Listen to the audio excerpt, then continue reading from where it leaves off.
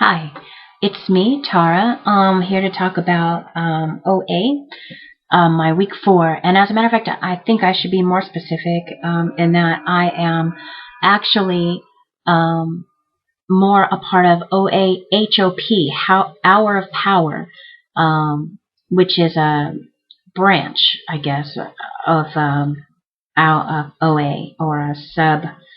I don't know. I don't know exactly how to describe it. I'll try to get better information. But from what I understand from speaking with people, the main difference between OA and HOP, like I've talked about before, is that in their words, they focus more on the solution and not the problem.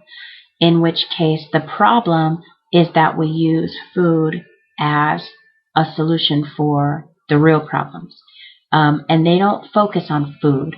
Um, like like OA does. And from what I gather, OA, a lot of people, the people that shared with me their experiences, they keep a food diary. They have a schedule of when they're supposed to eat. They're supposed to eat at this certain times throughout the day. They have foods that they don't ever eat because they're just like on the no list. And that works for a lot of people. But OAHOP decided that they don't want to focus on food. And I kind of like that idea because my whole thing is I want to get food out of the center of my life. And I kind of feel like if I'm, you know, never going to eat certain foods again, like, Jack in the Box. You guys know I love Jack in the Box. Or if I'm going to make sure, oh my God, it's 3 o'clock, I got to eat. You know what I mean? Or what am I going to eat tomorrow? And I have food. Like, food is going to be at the center of my life. That my whole life is still going to be revolved around food. I don't like that idea. So I kind of dig what OA Hour of Power is talking about. So I think that's cool. I spoke with a woman after the last meeting, and she was really cool. We connected on a spiritual level, and so I ended up making her my sponsor. So yay, I have a sponsor now, and a little bit better guidance about how this program works. So she and I went through the first 3 steps this week, and this is, like I said, week 4 for me. We went through the first 3 steps, and we went through in the book called Alcoholics Anonymous, and it's what they call the group, the Big Book. So we've been going through the Big Book, and you can find it on aa.org. And you can order a copy, or you can download it for free, like I've been doing, and read it online. So that's what I've been doing, and it's great. So I'm just going to real quick try to go through these steps with you really quickly. Step 1, let's see. We admitted we were powerless over our compulsive overeating, that our lives had become unmanageable. Okay. Yeah, I know I'm powerless over my compulsive overeating. I know for a fact I've been there. My stomach will hurt. I'll be full. I'll feel uncomfortable. I'll feel bad about myself and my head. But I am going to finish the food that's on my plate. I have been in that situation many times, and I don't know if any of you have. I'm sure, almost positive that some of you have. So yeah, that is, I have no power over that. I want to stop. I will push the plate away and say, I'm not going to do this anymore. And then eventually I pull the plate back and I eat the rest of it. I pack up my food and take it home. And then when I get home 30 minutes later, I eat the rest of my food. So I haven't had that victory, of not overeating. I just put it off. Because still in my mind, it's like my mind is still in that to-go box that's in the back seat, yeah, I admit that I'm powerless over that. And that's a big step, because if you feel like you've got, I got it, you know what I mean, then that's the first step in admitting any kind of addiction.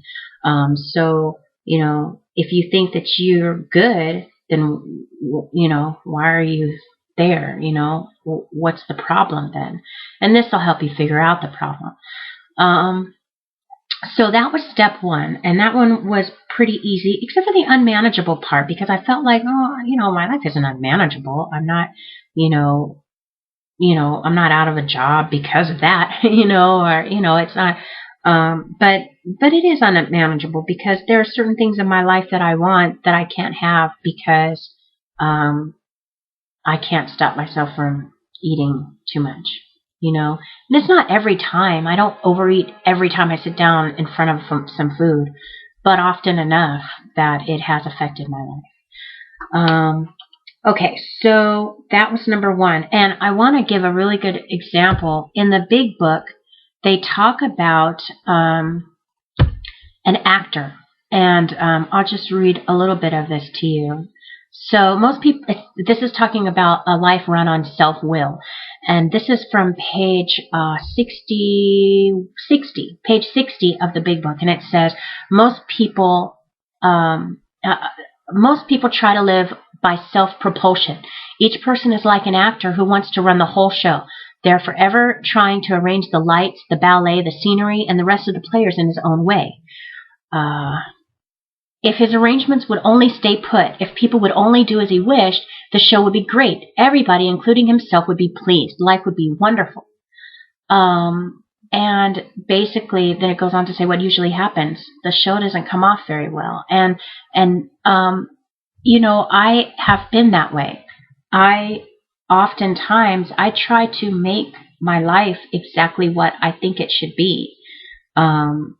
In order to have the things I want. I realize that I'm that actor. You know what I mean? I feel like, well, I can't do this because this has to be lined up in a row and this has to be before I can do this. And I'm not just talking about with food. I'm talking about my entire life, And, that's kind of impossible because I don't have control over circumstances. I don't have control over other people's behavior, other people's will. So that is really a really cool thing to realize is that, you know what? I don't have to make things perfect. Like I thought I had to be in this perfect state of mind and have X, Y, and Z lined up before I could even try to start, getting rid of my food addiction, before I could start losing weight. I don't have that ability. God has that ability. I don't have that ability. So I need to stop trying to have it and trying to drive myself crazy and putting off things until circumstances are perfect, because circumstances will never be perfect, and I will plan myself out of accomplishing those goals. So that was really cool for me to have that revelation. Also, so then on to step 2. Step 2 says that I came to believe that a power greater than myself could restore me to sanity. The power greater than myself, sure. I am I have had addictions in the past with alcohol, with drugs. So I know that God can take me out of these things because he has in the past, miraculously, like that. So I know that God can do those things. The sanity part is what kind of tripped me up because I don't feel insane. I don't consider myself crazy. You know what I mean? But an honest look at my behavior will tell me that when I'm sitting there and my stomach hurts and I feel bad about myself, and I know that I need to stop eating this food, but I cannot, and I continue to do it anyway, and I know that this is going to make me uncomfortable for the rest of the evening. Not only that, but it's going to make me gain weight. I'm going to feel bad tomorrow, my health, etc., etc. And I still say, I don't care. I'm going to take this bite of this whatever food it is, even if it's not that great. That is a little bit insane. That is kind of insanity. So, okay. But I know that God can do that too. He can take that too. So that was easy. Step two was easy also. Step 3 was interesting because step 3 said, I made a decision to turn my will and my life over to the care of God as well I understand Him. I say that step 3 was interesting because I have already done that. I've already turned my life over to God. But guess what? When I took a look at this, honestly, I realized that I took control back from God. And even though I checked in with Him almost every day, I realized that I wasn't checking into Him to seek guidance. I was giving Him updates. I was like, God, okay, this is what I'm going to do next, God. Bam, this is what I want. This is what's going to happen. You know what I mean? This is how this is going to go down. That's not giving control over to God. And, this other part about God as I understand Him, I consider myself a Christian. I'm a Christian. But I don't know if I share the same view of God as a lot of other Christians. I know that God is a part of me. And He is the perfect part of me, the part of me that's perfect. But the carnal part of me, the part that interacts with everybody, the part that thinks, this part, the ego, as it were, is very powerful and takes over. And so when I say that I'm giving up me, I'm making less of me for more of God, it's not giving up who I am for somebody else. It's giving up a part of me for another part of me.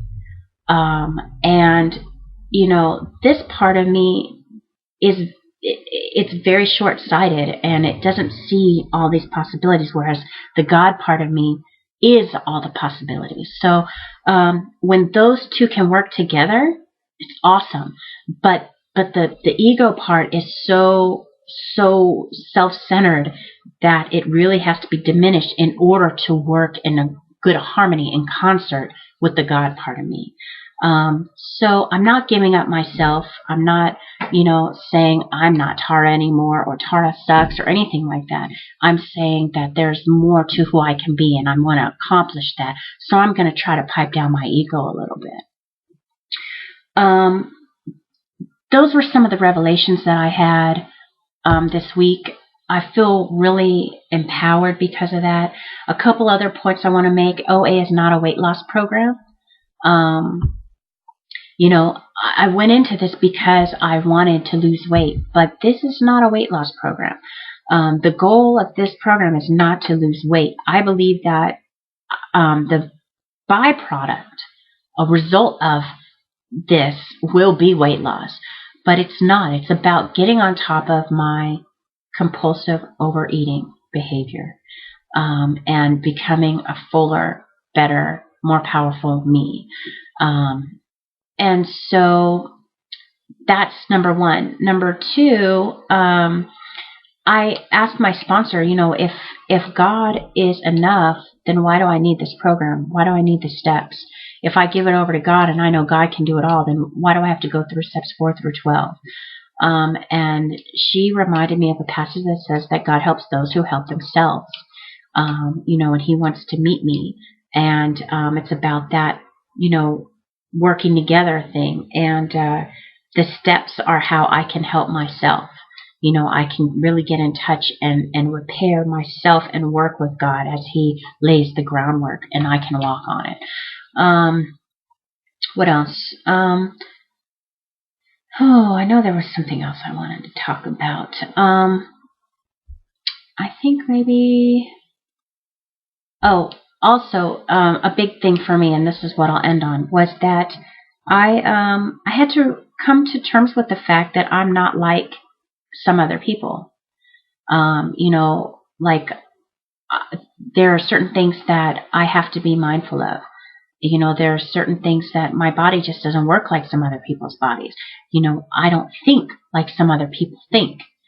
And so I had to stop trying to be like somebody else and just deal with life as me. And realize that that's enough, and that, I am different and that's okay. And I need to thrive to be the best different that I can be. And that means sometimes doing certain things or not doing certain things that other people don't even have to think about. And that's okay. That's all right. I can still live a full and wonderful and productive life being who I am. This t-shirt, freedom, that's kind of what I feel like I'm getting right now. So far I'm enjoying the program, mostly because it brought me back to my higher power. This is definitely a spiritual program. It's not religious, but it's spiritual. It's all about your higher power as you understand your higher power to be. And I think that's awesome. So that's where I'm at. My weight, again, like I said, this is not a weight loss program, and I kind of got an idea of that. So I'm not going to focus so much on my weight as much as how I feel about eating. And I don't think about that every day. But I do know that I feel better about how I've been eating. I could stand to make better food choices, and I could stand to exercise more. And that's probably why I'm not losing as much weight as I could be. But I'm not overeating. I went out to a restaurant. I was able to take half of my food, put it in the to-go box, and actually forget about it. I didn't even want to eat the rest of it while I was waiting for her to bring it. You know what I mean? Usually I'm picking at it, and that's half gone by the time she brings a box, So things are coming along, and I believe that they will forever. Pray for me. And comments, questions, feedback, all of them are welcome. Let me know how I'm doing, what you think. Let me know if there's something you want me to talk about again, or, just any kind of feedback. Try to be nice about it. But yeah, let me know. All right. Thank you guys so much for watching. Thanks to all my new subscribers. I've got new subscribers. You guys rock. Please give me your feedback, because I want you to get something out of this video. Okay. Otherwise, there's no point in doing it. So have a great day, and I'll see you guys next week. Bye.